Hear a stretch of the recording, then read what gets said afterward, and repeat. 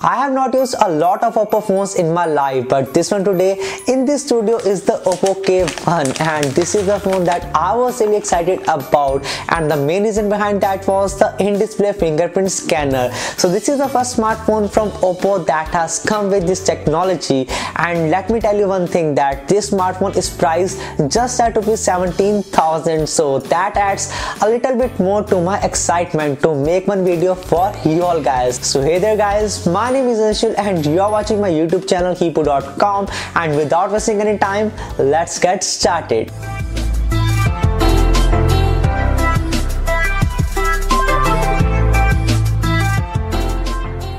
The actual unboxing of the OPPO K1 was quite a simple one for me, and once you get rid of all the Flipkart brandings and the stuff and the packaging, you get into the original box of the phone itself that has a K1 written on top of the device itself. So over the smartphone, the packaging box itself, you may find a fingerprint scanner on the top of the device that depicts an in-display fingerprint scanner. On the right, you may find the OPPO brand as well, along with the Indian cricket team logo, and on the bottom you may find some of the general information like the rating of the power brick itself along with the pricing, and on the back of the box you may find the color and the variant of the smartphone.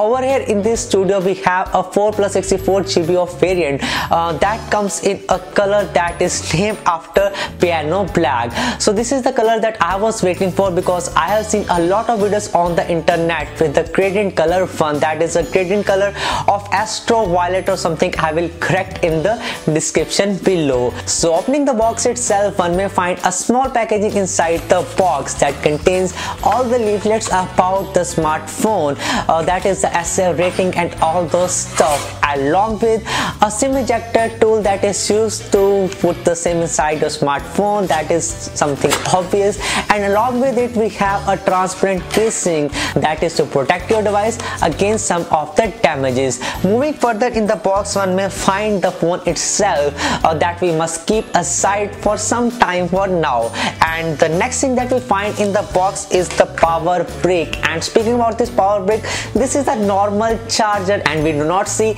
any fast charging technique. So this is a normal 5 watt 2 ampere charging brick, and there is nothing like 15 watt or 18 watt charger inside this smartphone. So that is something that I was not expecting from OPPO. And rest, the box of the smartphone has the headphone jacks that are quite reminiscent to the ones that we get with the Apple product. So the overall design is quite similar to the Apple AirPods. And talking about the power cable in this box, I was expecting something like a USB Type-C port, but this shows a micro USB cable. That means that the phone itself has a micro USB port. So that is quite a letdown for a smartphone that has the modern features like an in-display fingerprint scanner. Here is the first boot screen of the smartphone, and as you can see, there is a OPPO branding powered by Android, and setting this smartphone is also quite easy. One has to go through some of the simple steps like setting up the language itself, setting up the Wi-Fi connection, and recognition of the fingerprint and all other stuff. So here we are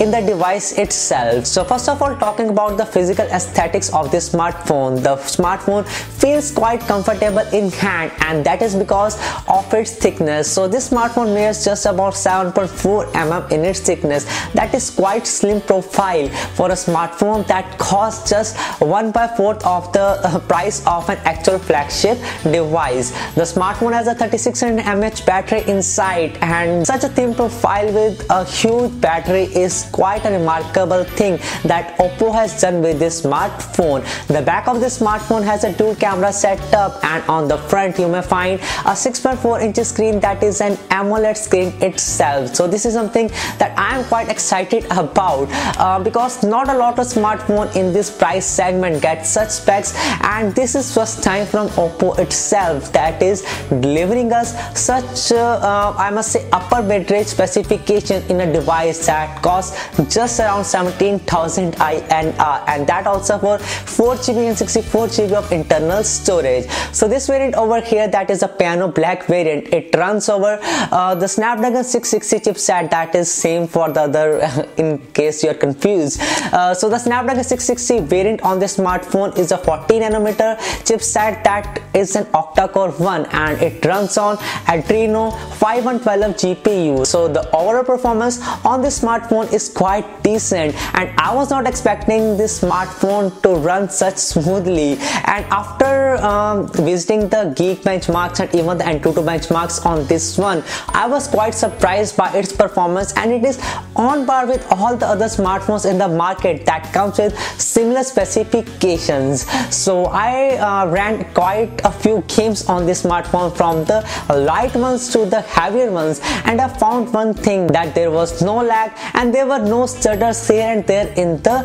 actual gaming of this device. Even after I played the PUBG on this one on the highest settings, I did not find any lag here or there. So that is quite an achievement for a smartphone that is priced almost half of the flagship series smartphone from the Chinese brands. So all these things combined in this package is such a relief to myself, because we are shifting into a market where the mid-range smartphones are getting mightier and mightier day by day. Now the cameras on this smartphone are also quite remarkable, and I was not expecting the OPPO K1 to perform so well in its camera department. Speaking about the camera setup itself, the primary camera on this smartphone is a 16 megapixel one. It has an f1.75 aperture, and the other camera here, that is the secondary one, is a 2 megapixel camera, and this one over here is an f2.4 aperture camera, and the main purpose of it is just for depth sensing.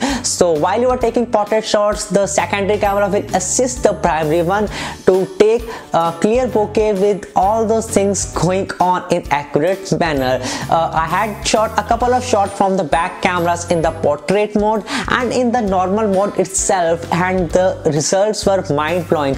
No doubt the camera did not perform so well in low lighting conditions, but what more we can expect from a camera smartphone that costs just around 17,000. Speaking about the front camera itself, it is also a remarkable one, and we all know that OPPO loves to implement the selfie cameras, and these are some of the best cameras in the smartphone market. So the 25 megapixel camera that sits right on the front notch is the one that carries f2.0 aperture, and the overall quality and the picture of the smartphone is quite good. And I have taken certain shots in the AI mode and the normal mode itself, and you can see the results. All these results are in front of you, and you can comment me in the comment section below that what do you think about the front camera of this smartphone. And talking about certain other things like the video recording on this one, so the primary camera on the back of this smartphone is capable of shooting 4K at 30 FPS, and there is also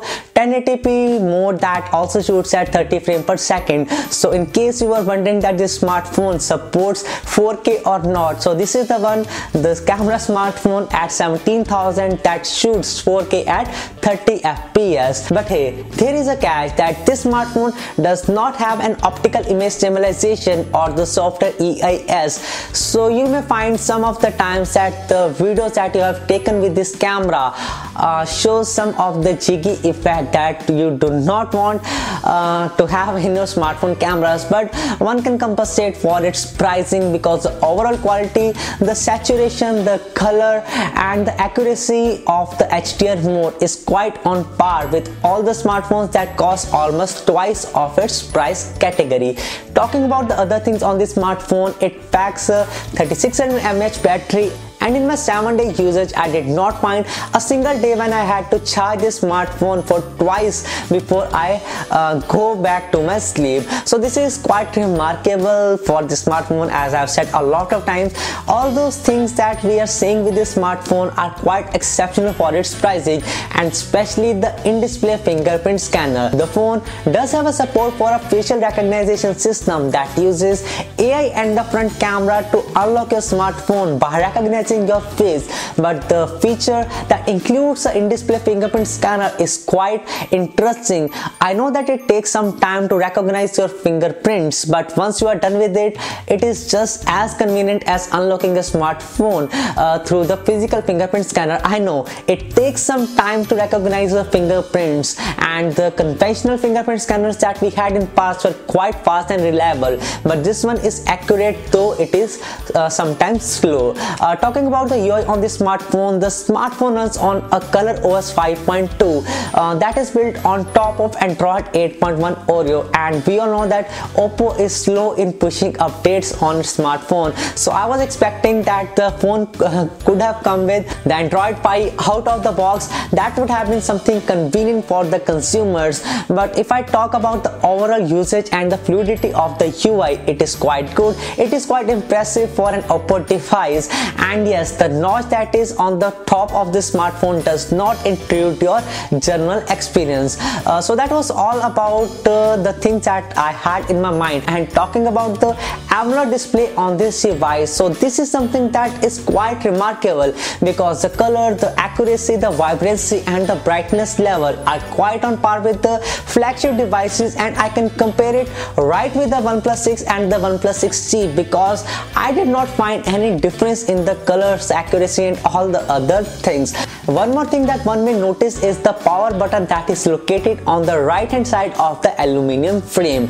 So this is something that can be used as a Google Assistant on long pressing. So when you trigger this button for 2 to 3 seconds, you may launch the Google Assistant and you can use the voice commands. And take my note that in the year 2020, the amount of searches that would be done on the Google Assistant would be twice the ones that we have been seeing in the year 2019. So that is also something that we are looking into in the year 2020. So overall, this is a smartphone that I recommend to the masses because it checks all of the boxes that are required for a perfect mid-range flagship smartphone. It has a good display, an in-display fingerprint scanner, good speaker output, I must say something decent, a good battery life, and overall build quality of this smartphone is quite good, and also it feels quite comfortable in hand. So that was all about the OPPO K1 in this video, and in case you have really liked this smartphone, do not forget to hit a comment in the comment section below and tell me about your favorite feature in this smartphone, and do not forget to hit a like in the like section below. So that was all guys, that's me Anshul, thanks for watching and I will see you in the next one.